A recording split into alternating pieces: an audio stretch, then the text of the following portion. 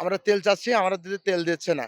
New না হলেও 2 থেকে 3 গাড়ি তেল এদের মজুত আছে। তেল এইভাবে বাড়তি দামে বেচার জন্য তারা সিন্ডিকেট শুরু করছে। মহাজন না মনে করেন যে গাড়ি সব বসায় রাখছে বা মহাজনকে খুব ক্ষয়ক্ষতি হইতেছে। তেলের দাম বেড়ে যাবে, এরা এই তেল তখন বাজারে ছাড়া শুরু করবে। এই আছে এদের পলিসি, এই আছে ওদের সিন্ডিকেট। তেল এখন এরা মজুত করে রেখে দিয়েছে। আমরা তেল চাচ্ছি, আমরা তেল দিচ্ছে না। এই মজুত করে রেখে দিয়েছে, এই যে ট্যাঙ্কিতে এরা নিউ না হলেও 2 থেকে 3 গাড়ি তেল এদের মজুত আছে। এই এখন মজুত এই তেল অভাবের সংকটের কারণে এরা তেল দিচ্ছে না, এই তেল মজুত রেখে দিয়েছে। আর যখনই তেলের দাম বেড়ে যাবে, আর যদি বেড়ে যায়, এরা এই তেল তখন বাজারে ছাড়া শুরু করবে। তখন এরা বাড়তি মূল্যে এরা তেল বিক্রি করা শুরু করবে। এই আছে এদের পলিসি, এই আছে ওদের সিন্ডিকেট।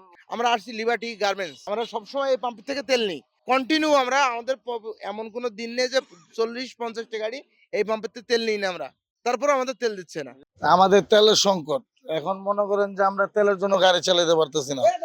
মহাজন না মনে করেন যে গাড়ি সব বসায় রাখছে। কারণ যদি তেল থাকে, ওরা যদি মনে করেন যে আপনার তেলগুলা এই বাড়তি দামে বেচা শুরু করে, তখন তো তারা পাম্পে তেল দিবে। এখন তো আমাদেরকে তেল দিচ্ছে না। এই গাড়িগুলো চলতেছে না, মানুষের অফিস আদালতে চলতে তো খুব কষ্ট হইতেছে বা মহাজনকে খুব ক্ষয়ক্ষতি হইতেছে। কারণ তারা তেল এইভাবে বাড়তি দামে বেচার জন্য তারা সিন্ডিকেট শুরু করছে। সিন্ডিকেট কি হয় বলেন?